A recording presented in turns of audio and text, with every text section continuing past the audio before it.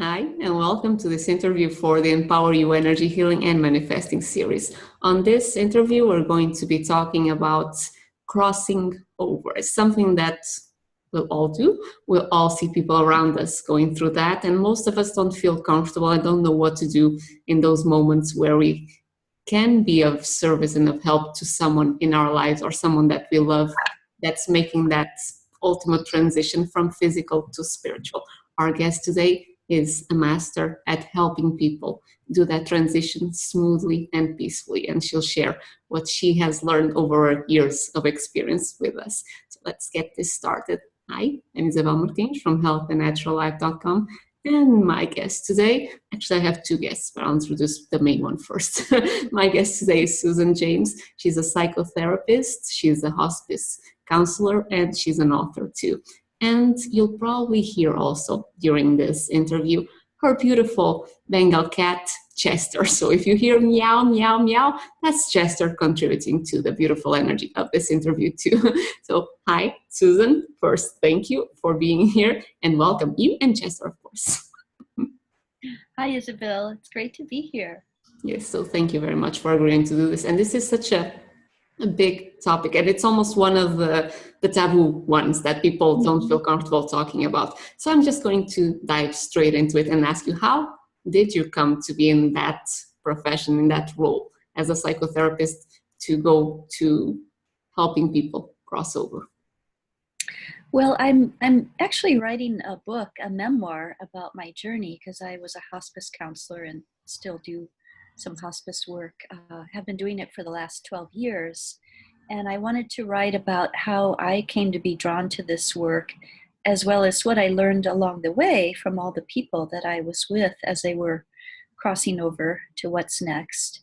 And so I wanted to capture some of those stories because I think dying still is a taboo topic in our culture and something that we tend to want to avoid. But most of us have a story of being with someone that we love who made that transition.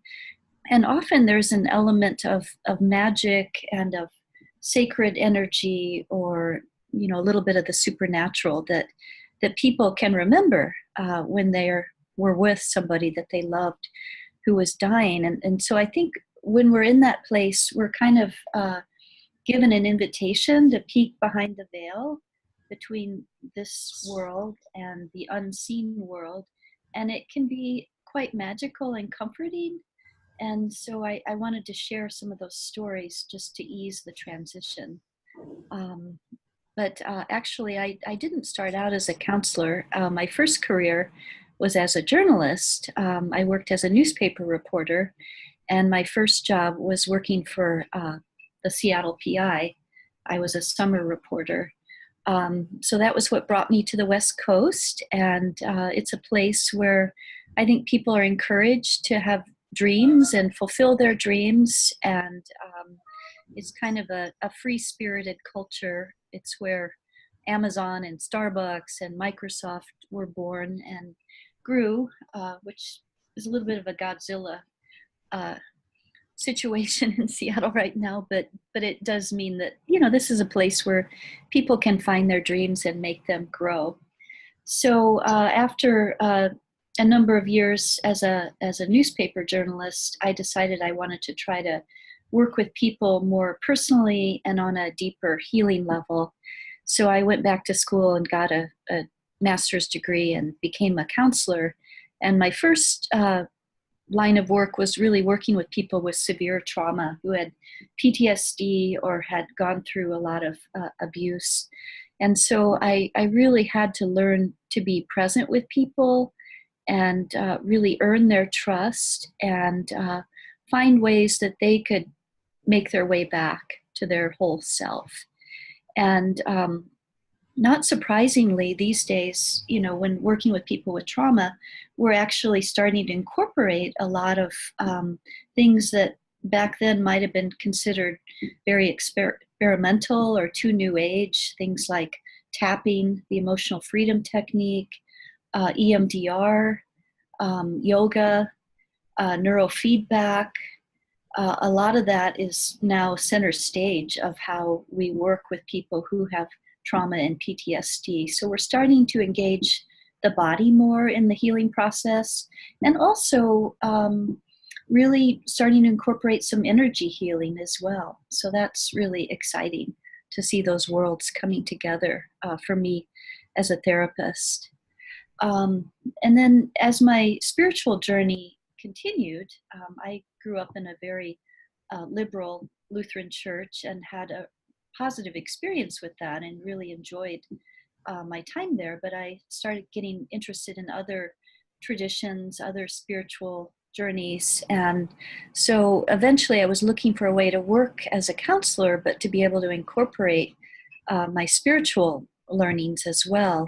And hospice was sort of the natural place for that to happen, because most people, when they realize that time is running short in their physical body, start getting very interested in, well, what are my beliefs about what lies beyond this world? And how can I connect to a felt sense of the divine versus an intellectual sense of what my faith might be? So anyone who's done hospice care or been with people who are making that transition probably understands that you have to kind of sink into a deeper part of yourself and really find ways to connect with people who are on that journey. So I learned a lot about how to do that in my 12 years of working very full-time with probably over 1,000 people who were transitioning. So I'm wanting to share some of what I learned with a wider audience. So I'm launching a podcast where I'm going to interview people who are involved with that. That's Chester chiming in the background.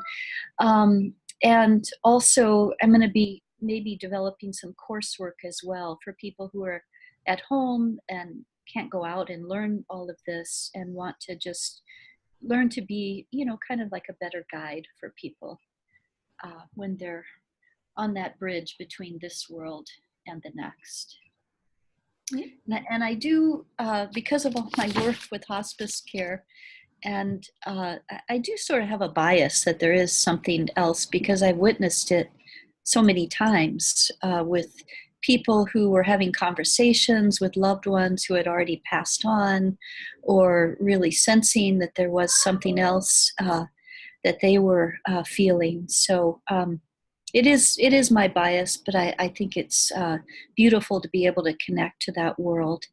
And I drew a lot from sort of the Celtic teachings of how people who lived in Ireland and England back in the day really had a tradition of learning how to be a soul friend to someone who was dying. And there were a lot of teachings and literature and spiritual techniques that they would use to help people make that transition. Some of them were lost in the mists of time, but some of them we still have with us. So what I talk to people about when they're with someone who's on hospice care or facing their mortality is to really focus on being present in a deep way with that person. So it might involve some meditation together, or if they have a faith tradition where prayer is helpful, coming up with prayers that might help and be a comfort. Being in nature, taking them for a drive. Stories, just telling stories of your time together. Music, especially live music, somebody bringing a guitar or a harp or a musical instrument can be really profound and powerful. And also just listening and not having the television on, not having the radio on, not having your screen on, whether it's your iPhone or your computer, just being fully present with that person. I think it is such a gift. And I want to tell a little bit of a story because it was so profound for me, because it sort of kind of underscored how important it is to be present with ourselves when we're helping someone who's feeling on shaky ground or frightened. Um, a friend of mine in my writing group was in Hawaii last month at a 7-day meditation retreat. And in the middle of the retreat, the warning came over her iPhone that there was an incoming ballistic missile and that this was not a drill and that everyone needed to take cover. And this was early in the morning on a Saturday. I think everybody probably heard about it in the news media. And so she really thought, maybe I only have 45 minutes left to live, because that is what my screen on my iPhone is saying. This is not a drill. What am I going to do? So she texted her husband and her sons and told them that she loved them. And then she went into the meditation room with 40 other people. It was 8:30 in the morning, and it was time for their 8:30 meditation. And she said when everybody walked into the room, they were completely silent. Nobody said anything, although everyone knew about the threat. And she said, I sat down and just prepared to die. But she said, I wasn't afraid to die, I think in part because I was in the middle of this deep meditation retreat, and it was all about who am I in my body, and also who am I in my spirit, and realizing that the spirit is eternal and that the body eventually will fall away. But because she was so immersed in that, because of the retreat, the fear wasn't there. And she was really surprised by that, and also reminded how important it is to have a daily practice for all of us, because fear is something that we all have to deal with. I think the more that we can metabolize it on a daily basis, the less it's going to rise up and just be very gigantic in our world. And that's an amazing story. And for someone who's in the opposite kind of position, so someone in their life is making that transition and that person is really scared, how can they help soothe that person? Do you have any tips? Yeah. Well, a chaplain that I once worked with said, regardless of what people believe or whether they go to a church or a temple or whatever, everyone has an invisible altar in their home. And if you are connected to that person and a deep listener, you're going to be able to find out what it is that they love the most or what brings them the most comfort. So it may be the people that they love, it may be their grandchildren, it may be memories of mountain climbing, it might be special kind of literature or a book, or you just will know as you get to know that person what really anchors them and brings them peace. So finding that out and just really helping them connect with that, as well as if they're open, having some kind of a practice where they can connect with what they consider the divine part of themselves, if they would use that language. And that may involve, like I said, turning off the television, not glancing at your iPhone constantly, just being fully present with that person, and reading some literature, playing some music if you play an instrument, just finding out what soothes them. And also, this is also very important, you yourself as a guide, finding a way to find your center. So taking a walk before you go in, doing some meditation or prayer before you talk with them, so that you yourself are not scattered and frazzled and kind of in that place where your calm can help anchor their calm as well. Mm-hmm. Yeah, makes perfect sense. And this is kind of for most people, I would assume it's a work that we don't feel very comfortable doing. What do you love the most about this kind of work? Well, I think that I love that it reminds me of what's most important in life, being with people I love, telling them that I love them, forgiving people that I feel like I've hurt, and just making the most out of the time that I have left, and realizing that I don't know how much time I do have. None of us do, for sure. So really trying not to get caught up in, yelling at people in traffic or, things that really don't matter at the end of the day. So yeah, I think that's been the real gift for me. And also just being able to be with people who are themselves sinking into their fullest, deepest, most loving self. And it's a very sacred time, and it's a privilege to be part of that, really, to be able to be part of that circle of care. Yeah. It would be beautiful if we didn't have to come to that extreme before we actually went there, be fully ourselves, fully loving. With all of your work, all of your experience, is there anything in particular that you want to share with people who might be struggling with some situation that they don't know how to handle? Help them smooth it out. Yeah, well, I'm Everything that you actually, already shared, of course. yeah, well, I'm actually launching a podcast that will be a weekly interview, or maybe not every week, but every other week, a weekly interview with someone who has a gift in that area, so that we can talk together about how we can share that teaching and that comfort with a wider audience. So that will be coming, and then also I'm also going to be finishing my book soon, which is a memoir of what I've learned over all those years, and just there's a lot of wisdom in there for people. Um, so that will be coming soon. Uh, I think what I've talked about, just in terms of being deeply present and finding out what comforts that person if they're not already connected to a hospice team. I think earlier is better than later.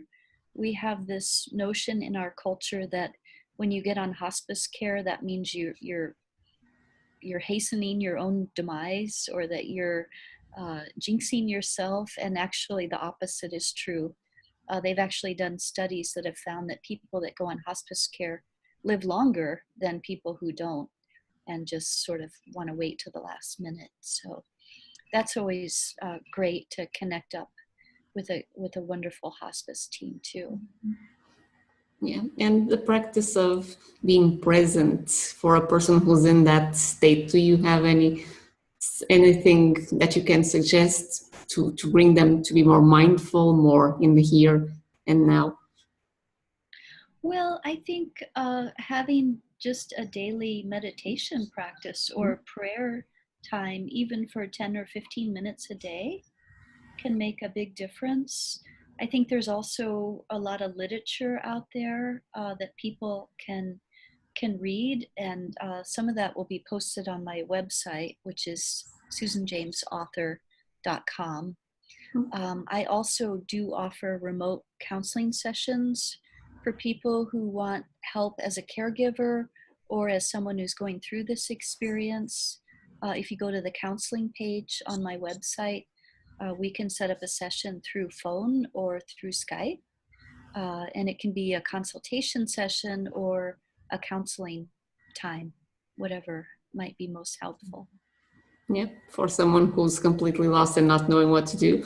Susan has been doing this for over a decade, and she has the love, as you can probably feel, to help guide you through this. So is there anything else that you want to share with our viewers? Well, I wanted to read just a little excerpt from John O'Donoghue, who was an Irish priest, and then became a writer. And he actually wrote a book, which I recommend, which is called Anam Cara, a book of Celtic wisdom. And I just want to read a little excerpt from him. He was a very eloquent writer. There's also a beautiful interview with him with Krista Tippett on the show On Being. It's a radio show if people want to know more about his life and his message. But I just want to read a little excerpt from the Anam Cara book. The dead are not far away. They are very, very near us. Each one of us someday will have to face our own appointment with death. I like to think of this as an encounter with your deepest nature and most hidden self. It is a journey toward a new horizon. As a child, when I looked up at the mountain near my village, I used to dream of the day when I would be old enough to go with my uncle up to the top of the mountain. I thought that I would be able to see the whole world on the horizon. I remember that I was very excited when this day finally came. My uncle was bringing sheep over the mountain, and he told me that I could come with him. As we climbed up the mountain and came to where I thought the horizon would be, it had disappeared. Not only was I not able to see everything when I got there, but another horizon was waiting. Further on, I was disappointed but also excited in an unfamiliar way. Each new level revealed a new world. Hans Georg Gadamer, a wonderful German philosopher, has a lovely phrase. A horizon is something towards which we journey, but it is also something that journeys along with us. This is an illuminating metaphor for understanding the different horizons of your own growth. If you are striving to be equal to your destiny and worthy of the possibilities that sleep in the clay of your heart, then you should be regularly reaching new horizons. Against this perspective, death can be understood as the final horizon. Beyond there, the deepest well of your identity awaits you. In that well, you will behold the beauty and light of your eternal face. That's a beautiful passage. Yeah. And it is very soothing, very comforting. Okay, so if someone wants to find you, contact you, share your website. So it's susanjamesauthor.com. And That's right. is there any other way they can reach you? I'm also on Facebook, and I'm a member of the Empowered Love group that Isabel and Danny Green lead.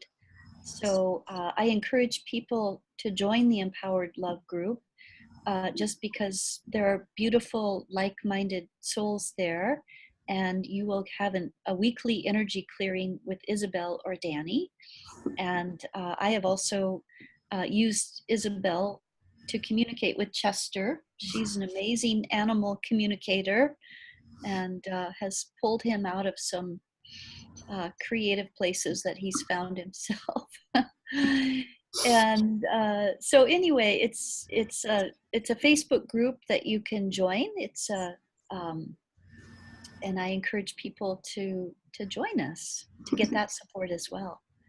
Impromptu plug. Many thanks for that, for the appreciation, for being with us, for just, yes, helping us create what we are creating. And many thanks to Chester too, because he's a gentleman. Okay, Susan, I want to say thank you very much for sharing this and making this message feel so heartwarming. Is what I want to say. Feel so light, feel so peaceful, because it is supposed to be like that. We get trained by media and society in general on the other way, the fearful way. So I advise everyone, just check Susan. You have an article also that you published on... Yeah, there's a Huffington Post blog on my website that's, I think, also helpful for people who are with someone who's making that transition. Yeah, so that's there as well.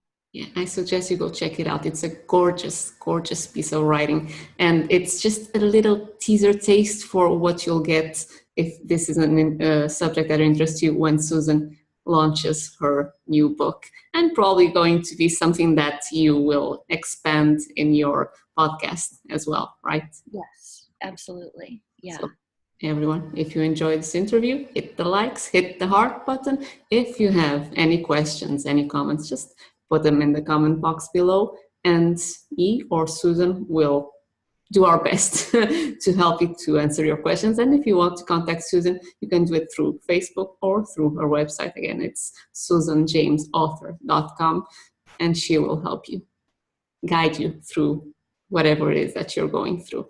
because it is a magical time in everyone's lives, but we kind of get pushed into it. And this concludes pretty much our interview, except if you want to say something else, Susan. Thank you, Isabel. Okay, thank you very much, Susan, and Chester as well for being the energetic support there. And everyone, see you on the next interview.